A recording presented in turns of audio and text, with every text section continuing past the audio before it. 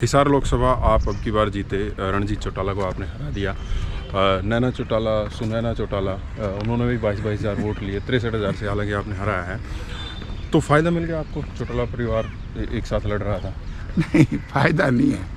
ये परिवार, मैं तो अगर कोई चुनाव लड़ूं तो परिवार दौड़ लेता है कि जेपी को हराना है।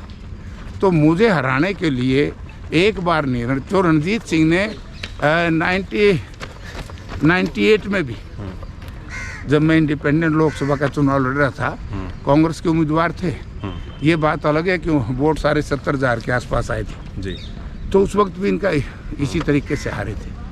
और अब की बार दोबारा पार्लियामेंट लड़ा तो ये हारे जी। इनके हार का कारण इस परिवार में, जो इस परिवार का राजनीतिक तौर से ये डगमगाया, अहंकार, घमंड, धन की ताकत लोगों को दिखाना, ड्रावा, इनकी बोलबानी, आपने देखा होगा, चाहे इधर वाला और चाहे उधर वाला, यानी कि चाहे लोकदल वाले चाहे जेजेपी वाले, कितनी मधुर भाषा का इस्तेमाल करते हैं।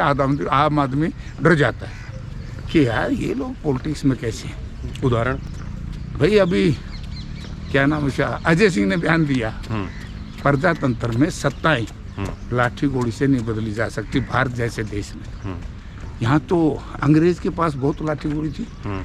महात्मा गांधी जी के नेतृत्व में कांग्रेस पार्टी और दूसरे लोगों ने इस देश को आज़ाद करवाया था।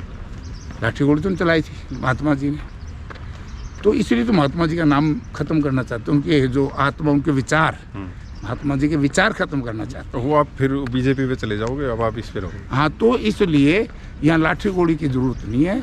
यहाँ तो भैया तुम वोट काटना छोड़ दो, सत्ता परिवर्तन अपने आप हो जाएगा। क्योंकि ये लोकदल और बीजेपी, जेजेपी, ये दोनों कभी वो बीजेपी को सपोर्ट कर देता है, कभी वो उसके सहयोगी के रूप में काम करते हैं। और ये वही बोलते हैं जो दिल्ली से हुक्म मिलता है।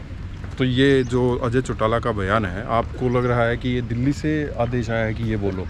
अब ये क्या है, ये इस तरह का भ्रम जाल फैलाने का प्रयास करते हैं।